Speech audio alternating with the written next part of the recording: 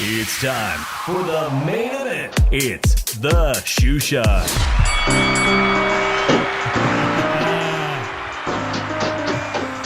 That's right. Oh shit, somebody happy. Somebody acting like they just won the Super Bowl. Fuck these Chiefs. Somebody owes me money. Oh shoot, that was a damn good game, Drew. I'm excited. I'm excited for you. Motherfucker owes me money. Nah, you know what though? I just realized I'm happy, y'all. The 49ers, the Niner gang got the same foe as the Philadelphia Eagles. That's right. Niners are back. Little Penny in the house. Little Penny, did you watch that Miss Universe pageant? I thought I saw you talking about that in Beeb's show. Anyway, saludos everybody. Rudy Ramundo says, Eagles, fuck them Chiefs. I think he said that. All right, Drew, it's a big night for you. Monday Night Football, a replay of the Super Bowl. I was just saying the 49ers and the Eagles both have come up short against Patrick Mahomes, so I'm ecstatic that his winning streak, what was that, 18 games in a row if he leads with the first score, the streak is over.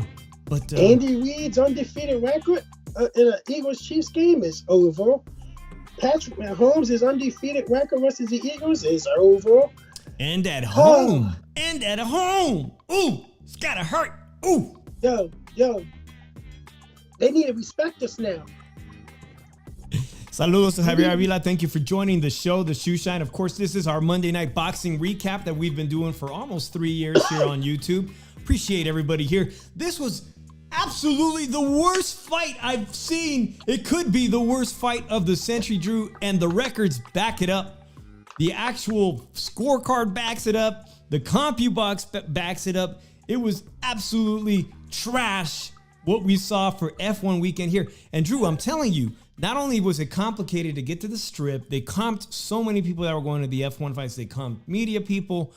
I didn't want anything to do with going to that fight. Not just because I thought potentially Shakur was going to have an off night, because I didn't think it was going to be that bad. I thought it would actually be somewhat remotely entertaining. I thought De Los Santos would pressure and cut off the ring, but none of that transpired. What ended up happening, guys, is truth be told, I would have had more respect for Shakur Stevenson had he just postponed the fight, Drew. Had he just said, I'm not 100%, I've got some nagging injuries, this is a title fight, and I'd like to postpone. And guess what? You had Navarrete ready to go. Navarrete, El Vaquero, one of the most exciting fighters Top Rank has, also a 3-division champion, against the gold medalist, Conceição. How could that not be perfect for F1 weekend? Those guys delivered a fantastic co-main event. And yet again, Drew, Shakur Stevenson made everybody fall asleep. And you was talking about it could be the return of Shakir.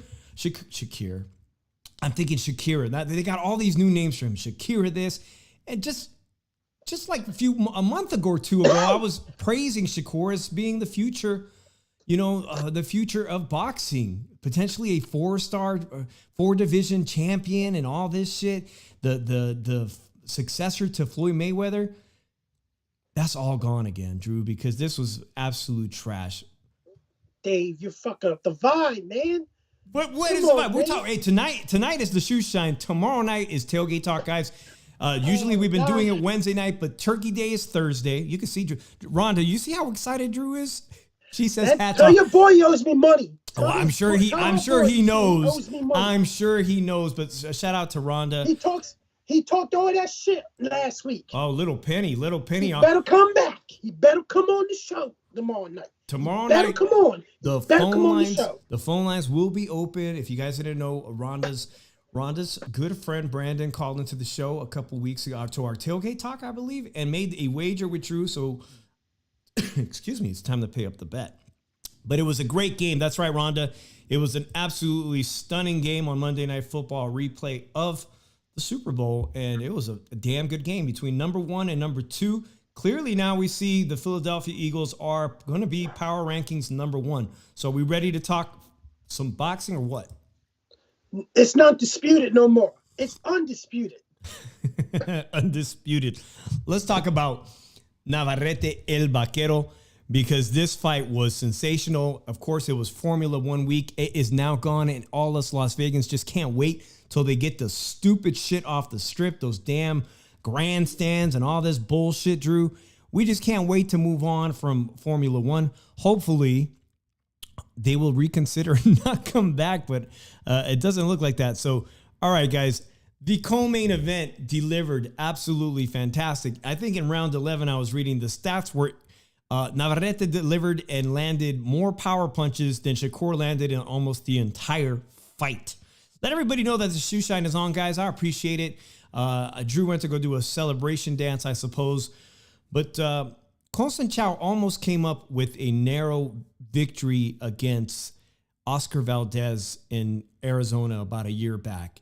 And the gold medalist of Brazil almost pulled off the unthinkable after being dropped 2 times. Being dropped 2 times by the power-punching, awkward Navarrete. He somehow managed to box himself back into this fight, at times looking unconscious on his feet, Drew.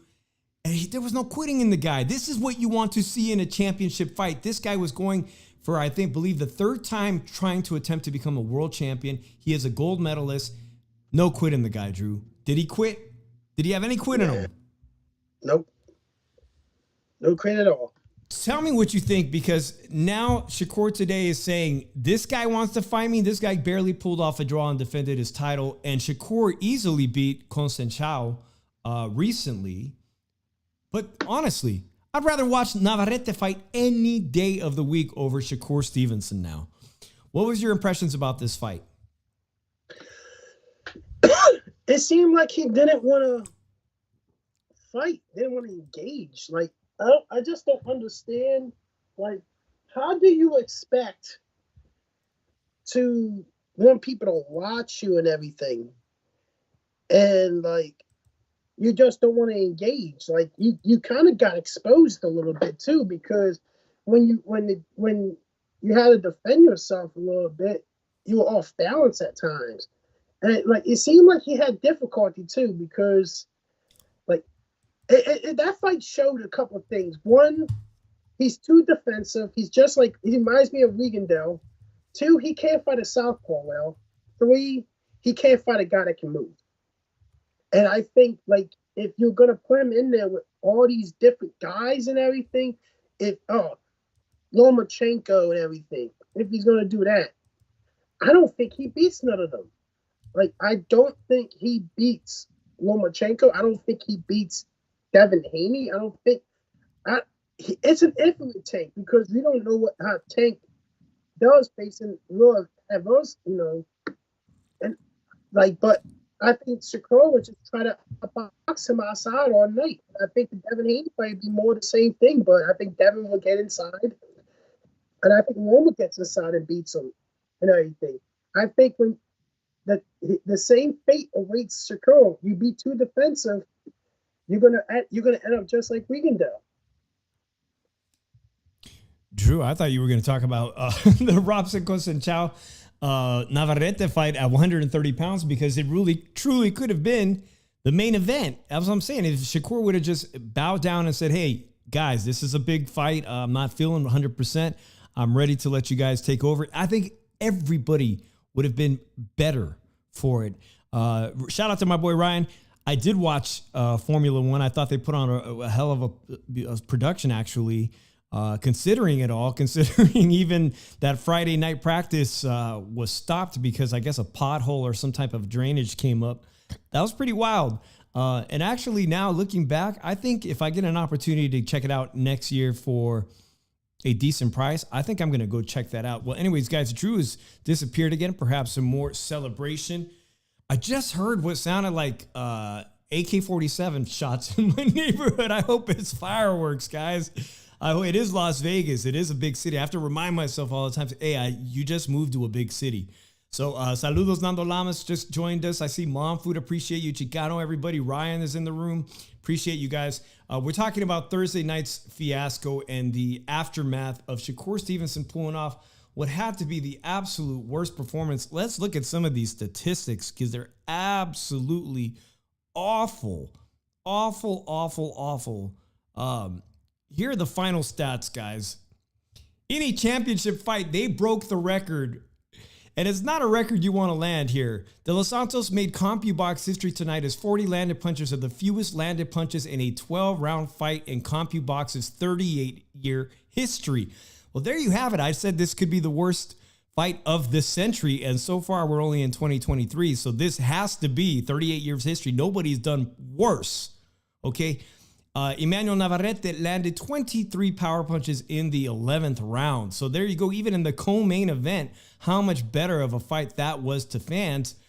This was not the kind of fight you wanted to introduce the general public or people who are here for F1 into the sport of boxing. Rhonda, I'm not sure if your boy Brandon is trying to call in, but tonight I didn't set up the phone line, but I am going to set it up tomorrow for Tailgate Talk, which will be perfect. We can continue our football discussion, and I think that would be really good. So, guys, let me know, in your opinion, does Shakur Stevenson deserve to fight the big stars at 135 pounds with a performance like this? And he's not apologizing, guys. He has not made any apologies to the fans. He's made apologies to celebrities that were there and whatnot. But basically, he's saying a win is a win. He's dismissing the general boxing public.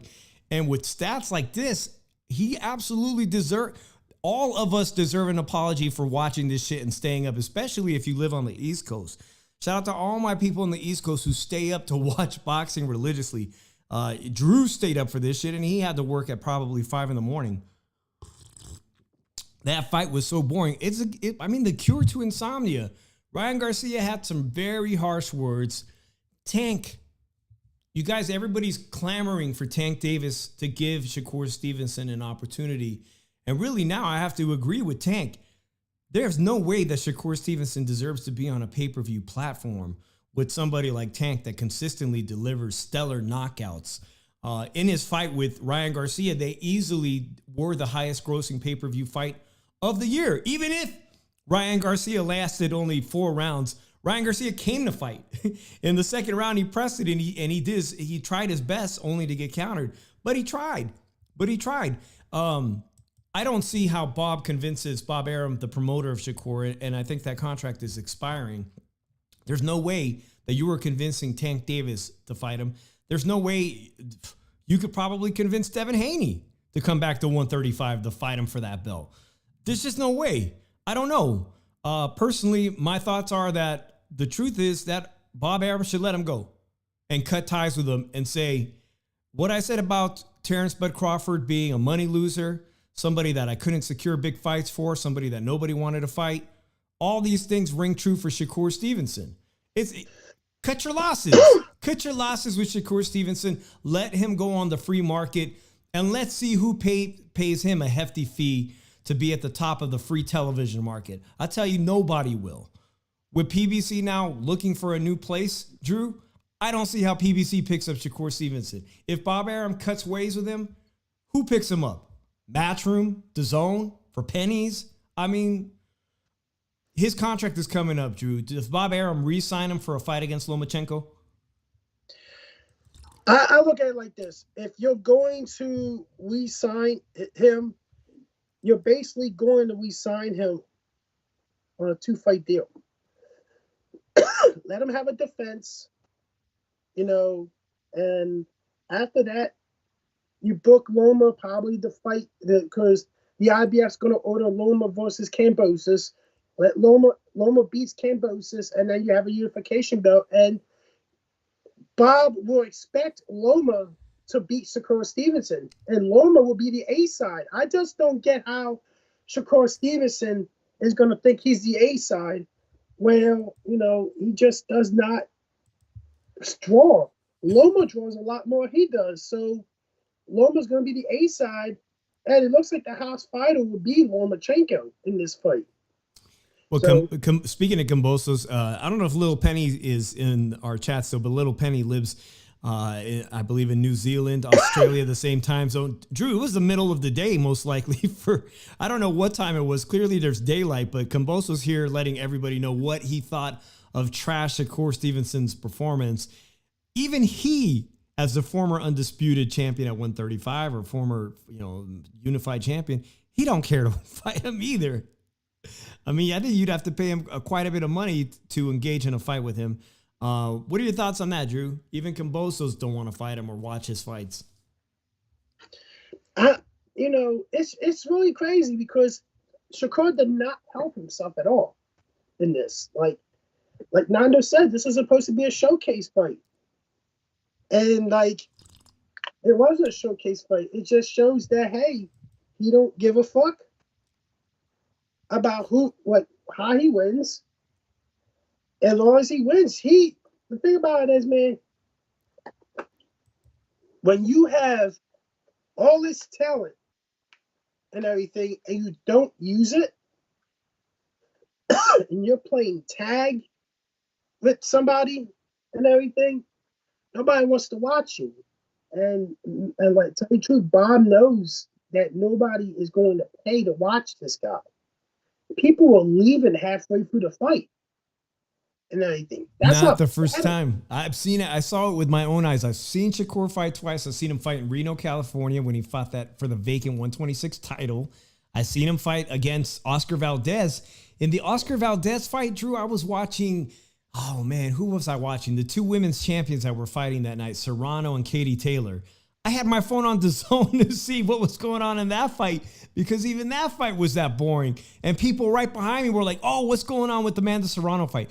They were more interested in what was going on in the women's fight than literally the title fight in front of me with Oscar Valdez. They had tuned out because Oscar Valdez had got, shut out, excuse me.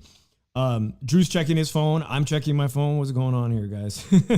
Yeah, because I'm about to do a little bit of a pay up to him. Look at him. All right, there was some good sportsmanship, guys. I never seen somebody so happy to get a draw. Shout out to Robson Constantin, who did not get the world title, but absolutely proved to have the heart of a champion in coming up short and securing a draw. It looks like there's a really good potential for a rematch to run this fight back, if not in the very next fight, but potentially down the line. I think fans would be very happy to see this rematch again. And to be honest, Navarrete looks happy himself to have not lost the fight. Some of you here in the chat think that Navarrete came up short, even getting the 2 knockdowns. Mixed opinions? You want to see this fight again? I had winning by 2 points, and it would have sucked if they didn't give him the decision. If they gave him Constantine the decision, that would have sucked. Yeah, that would have sucked for the narrative of Navarrete and him being the in-house favorite and the potential. Listen, guys, Navarrete was there because what Bob actually really was hoping for was that both Navarrete would win in stunning fashion, and then the conversation would begin for him to move up for a big showdown with Shakur Stevenson. And Navarrete coming up short with this KO victory, but still securing his title. It was a good moral victory for Robson Constantin. So now I'd like to see that over again. And I don't want to see Navarrete, a good pressure fighter, a good Mexican fighter, anywhere near Shakur Stevenson. We've already seen how Mexican fighters fare, like Oscar Valdez, against a Shakur Stevenson. If you can't cut off the ring on Shakur Stevenson, you're going to be completely ineffective. Nando Lama says, Zepeda, Tank, Murataya, etc. don't need that half-stepping entitled Shakur. And Murataya Nando 100% just put on a fantastic performance as a real contender at the 135-pound division. Zepeda landed the most shots that a lightweight has ever landed in 2023. And Tank just continues to grow as a real pay-per-view star because he delivers stunning knockouts. You know, he doesn't throw much, but when he does, it means something. And he ends fights in the same fashion that Mike Tyson used to end when Mike Tyson was a big star. And you know what, Dave? That's why that fight will be bad, Shakur and Tank. Neither of them throw punches.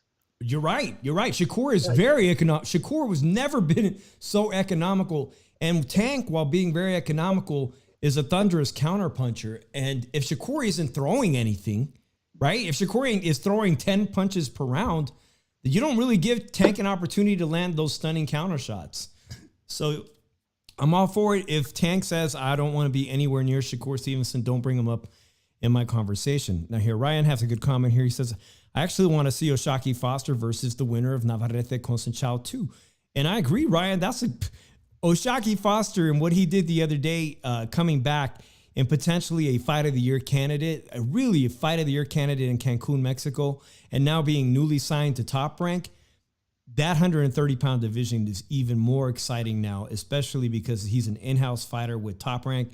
Oshaki Foster deserved to be backed by a major promoter, and now I hope he does get a unification against somebody like Navarrete. And I don't know who to pick in that fight because Navarrete at 130, Drew, to be honest, I don't think he's at his peak anymore at 130 pounds. He's just barely escaping with either a victory. He barely picked up the belt in the first place against an unknown Australian. And he barely secured his title again against Robson Consencow. I'm going to be honest with you. Could we be seeing a decline in Navarrete? Yeah. Oh, yeah.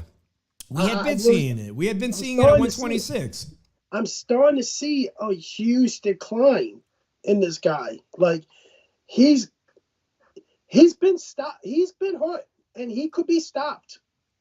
He tasted the canvas recently against the Australian fighter, but he's one of those fighters that doesn't mind taking a shot to return 2 or 3 of his own. And because of that, we could be seeing now the extent of his power at 130 is just barely there. Yeah. You know what I'm saying? Like at 135, guys, let's face it, he's not going to beat the likes of Lomachenko or Muratai, or maybe, Lomachenko arguably could be on the tail end of his career too, Drew. I hate to say it. But against the younger fighters, I don't know. What you guys think? Agree, Dave. Diminishing returns, size does matter. And I'm cool with that, man. I'm cool with Navarrete staying right here and making a few more defenses and calling it quits when he's ready. I'm cool with that. He deserves the ride off into the sunset as a 3-division world champion. Pushing it to 4 at 135, I don't know about all that. Walker Ronda says Tupac buried 6 feet under. And Rhonda, in case you didn't know, the fighter we were talking about, Shakur Stevenson, is named after Tupac Shakur. His parents were big fans, and they named him that.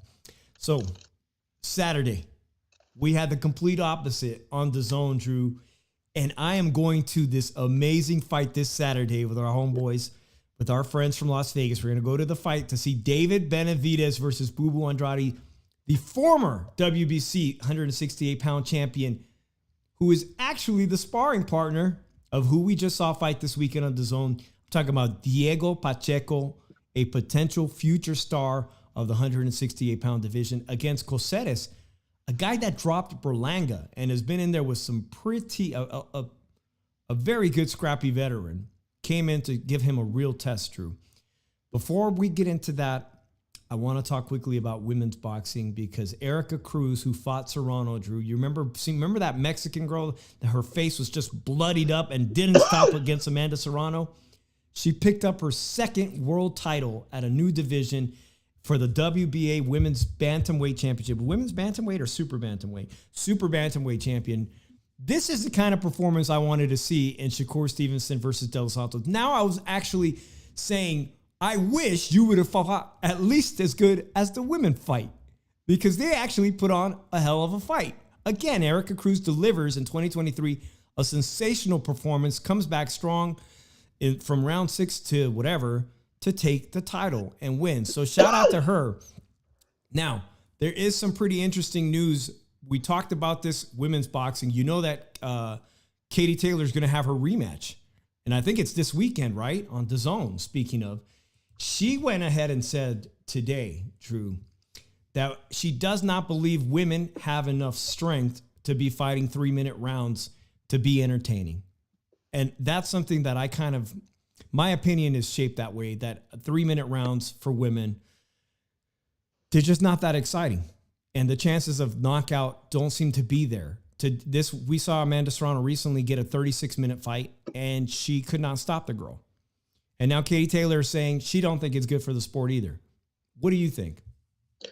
No, I don't think they should do 3-minute rounds because, tell you the truth, you just see the same shit for 3 minutes. Like they ain't gonna be able to knock each other out. Like so a lot of them can't. And like, tell you the truth, if you look at it like this, I'm sorry, but a lot of Amanda Serrano's fights are just not entertaining to me. To hear Katie Taylor say it herself, the people have been saying run it back with Amanda Serrano for 36 minutes. I'm happy to hear Katie Taylor make that bold statement. Now, there are some interesting women's boxing news, Drew. We know everybody who watches the Shoe Shine knows how much Drew is a fan of Alicia Baumgartner. And actually, I was really impressed by the way Alicia was coming up strong prior to what the big news was. Prior to the news of her testing positive for 2 anabolic steroids, Drew, I was starting to become a fan. And today she released a statement, and this sounds like the biggest bullshit I've ever seen in my life, Drew. She's trying to restore her good name. And in this long statement she released today, I'll just read the most important part here. Today, I am proud to announce that an independent test of a sample of my hair by a reputable laboratory examined the time period from June through August of 23 has not detected mesterolone or any androgenous steroid in my body. As you read this statement, these results have been provided to the sanctioning bodies. These results conclusively rule out any possibility of intentional doping on my behalf and confirms for all of you that what I say I am. We've stated from the very beginning that it is true. I never have and never would cheat in the sport that I love. And I have been blessed with the gifts and opportunities to compete, to dominate. All right, Drew. I'm sorry. She's saying that she went ahead and paid for an independent lab to test her hair. Backdated? Like, that don't make no effing sense to me. She's saying that they took. How do you get a hair follicle? I mean, is the hair follicle is presuming it was there, but the hair follicles are supposed to be more accurate. And she's saying that they found backdating her hair or whatnot, that she didn't have these 2 steroids, and that now she should be cleared and ready to fight again. I don't know. Sounds like a load of bullshit. What do you guys think? Can you backdate a hair strand? Am I wrong? Is it stay in your hair for months like weed or whatever? It could. I'm not sure. I'm not sure fully about it, so I can't really comment on it. Oh, really? Oh, I think that's her natural hair, bro. I don't think I can comment on it. Oh, man. All right, enough about women's talk. Let's get on to this DAZN card. We talked about Erica Cruz. Congratulations to her becoming the 2-time 2-division world champion now, super bantamweight. She came up short against Amanda Serrano in her very next fight. She wins a world title. Good for her. Great performance. Now, Drew, I got to be real with you. This kid, Diego Pacheco, is a 6'4" South Central monster to me. He's doing a lot of things right. He's got an incredible uppercut. He's got good cardio, and he happens to be the sparring partner and the main guy who's helping prepare David Benavidez for this Saturday's Bubu Andrade at the Mandalay Bay. Do you see him already as a potential contender? Is he gone from prospect to contender? I think we need to see him fight maybe a top 10 fighter, maybe top 5 fighter. He's borderline contender to me. I just think we need to see one more good win from him. Do you want to see a good win? Matchroom's got him signed. There's only one person that I want to see him fight before he takes on somebody at Matchroom, DAZN, like a Jaime Munguia, because they can fight each other. Jaime Munguia is now at 168. I'd like to see him fight Berlanga next.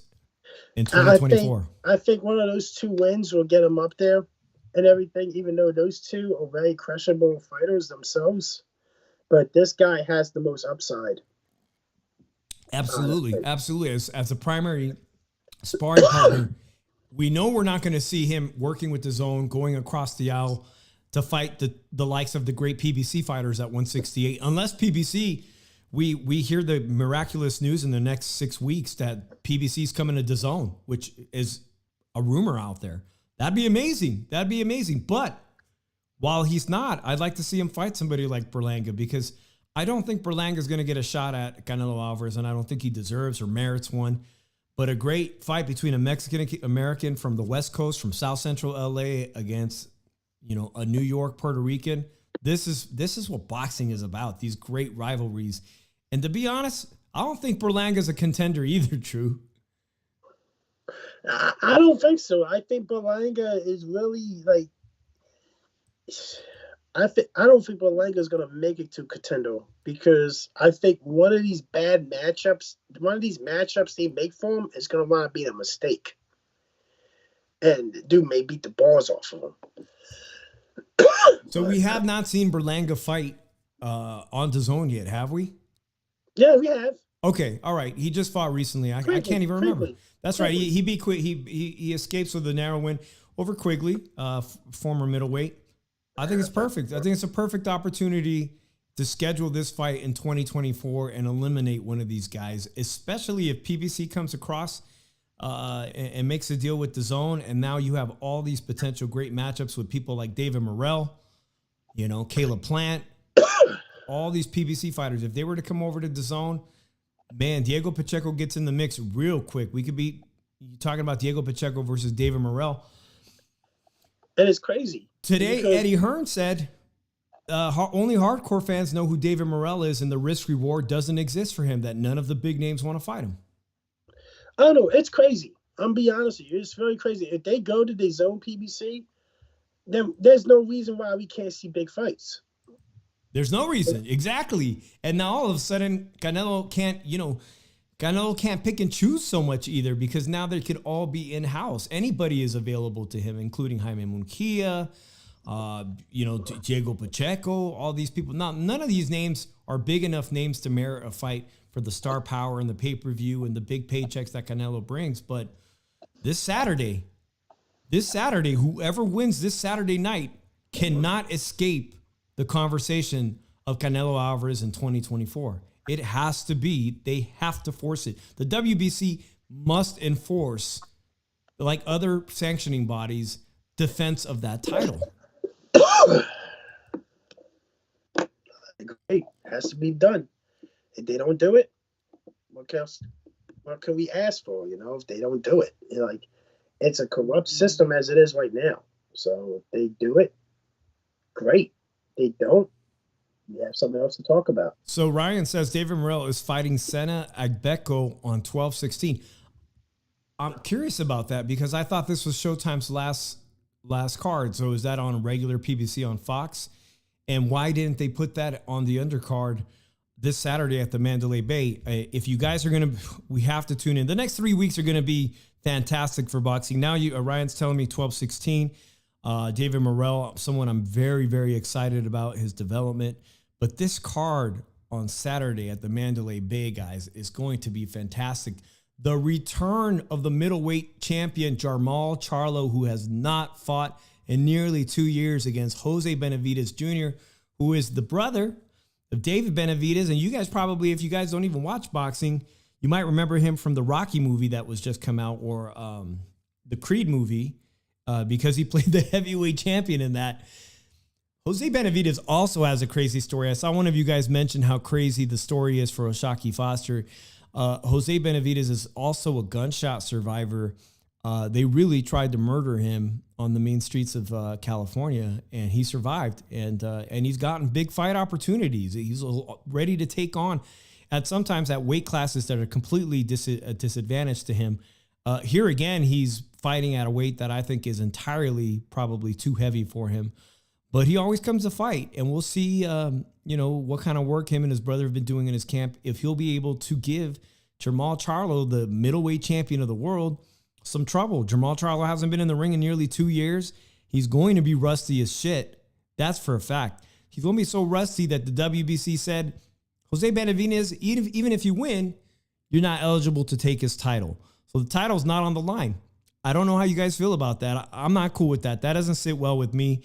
It didn't sit well with me that Ngannou, the UFC heavyweight former champion, didn't get an opportunity to fight for that Tyson Fury title because, quite honestly, a lot of you guys think Ngannou won that fight. I think he won that fight, and he wasn't eligible to pick up that title. Other great fight. This fight is going to be fantastic, guys. Subriel Matias, Puerto Rican 140-pound champion, Drew, against Ergashev. Now, Ergashev is completely unknown, but he's got 20 knockouts with 23 wins, and these are the kind of dangerous fighters that we like to see make their debuts on a big market. Drew, I think that Subriel Matias is right up there as one of the most dangerous 140-pound champions. This is a guy that I could see knocking out Devin Haney at 140. And depending on what Devin Haney looks like December 9th in San Francisco, if he looks like trash at 140, if Homeboy looks like trash at 140, what's his name? His opponent? Why am I...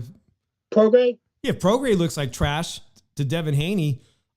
I could easily tell you Subriel Matias might be the best fighter at 140 pounds right now.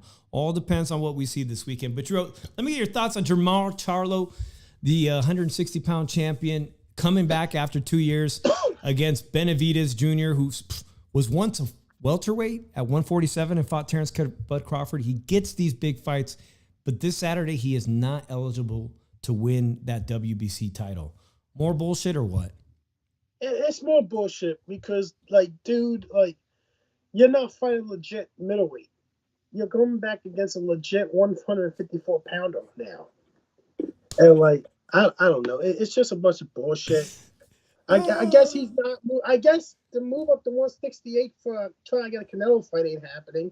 So, what can I say, man? Like, yeah, this is a fucking terrible fucking fight. Ryan says Matias' opponents don't make it off the stool.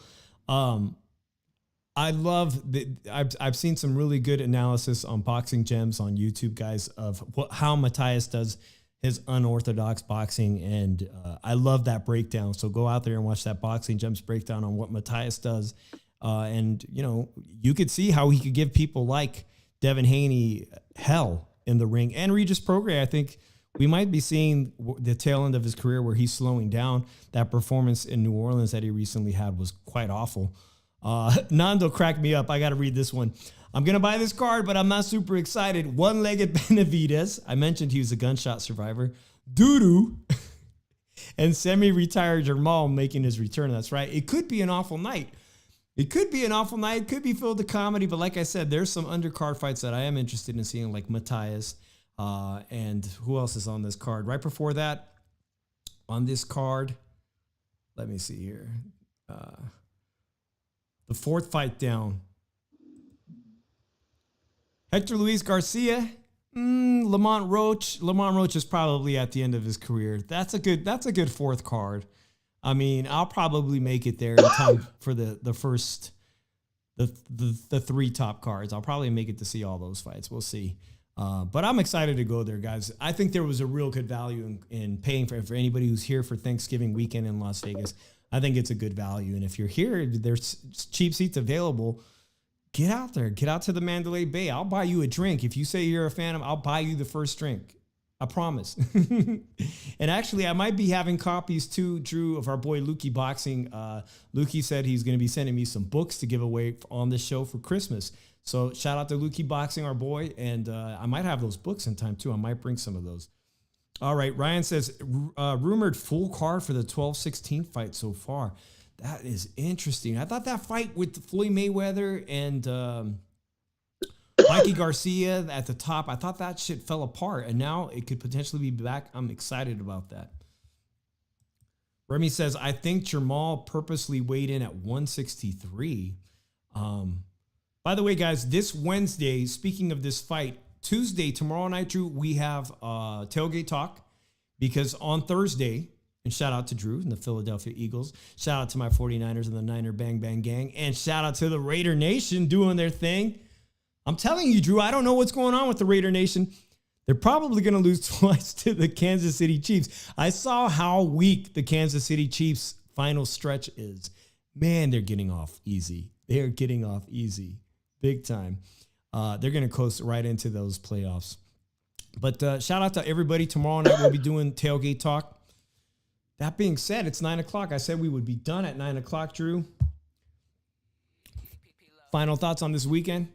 Yeah, my internet kept going out during this whole fucking show. I'm pissed off about it. But, what? Hey, yeah, kept going in and off. So here's the thing.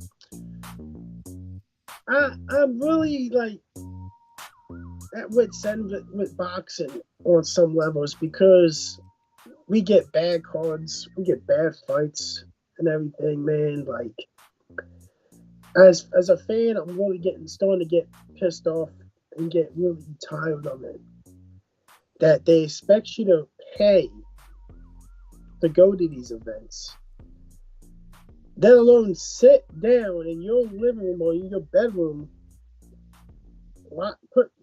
trying to struggle to stay awake because someone wants to play tag and everything. If I want to watch a game of fucking tag, I watch a bunch of fucking kids in the park fucking play. But like on some real talk, man, like it's really, how can you call yourself a pro fighter and you fight like that? Like, you're doing a lot coming into the ring, risking your life and everything. You're making a mockery of this to the guys that risk their lives doing this shit. So, I'm just really don't understand Shakur's mindset. If you're in the play tag, you're not in the fight, don't box. I don't think box is for you. Because you're cheating everybody. You're just cheating everybody, man. Like, I don't think your heart's in it. And I think he has no fucking heart. Because if he did, he would demonstrate it in the ring. And he doesn't. The motherfucker has no heart, and I can't wait to somebody to put him out of his fucking misery. Drew, I agree with you, man. Shakur Stevenson took such a major step back in his career, and with the fans, casual fans, hardcore fans, he's really going to have to do something amazing in his next title defense. Who they're going to get as an opponent and what type of performance he puts on, that's on him and his team and who dares promotes him. Bob, if you're listening, which you're not, but if you are, just cut ties with the guy. Just let him go. You guys, you have plenty of upcoming talent, like someone mentioned earlier, Raymond Murataya. You have, who's the guy that fought Lomachenko at 135? Jermaine Ortiz. You got so many guys up and coming at 130 and 135. You could let Shakur go, man. I appreciate everybody who's tuned into the Shoe Shine. Tomorrow night, we're going to go back to our regular scheduled time, I think, of 7:30 p.m. for Tailgate Talk. Shout out to all the Eagles fans. Shout out to the Raiders fans. Shout out to all the football fans. We will see you tomorrow. And one last thing, if you're a fan of the Shoe Shine Wednesday, I will be at the open media workouts on Wednesday. So tune into that live stream. I'll be down there getting some footage and seeing who I could run into and talk to. Wednesday, live stream from the Mandalay Bay. We'll see you, man. This week will be exciting. Thursday, Thanksgiving with the fam. Everybody, bless y'all. Have a great Thanksgiving. So tune in tomorrow night. Tuesday, Tailgate Talk. And Wednesday, a live stream from the Mandalay Bay. Peace out.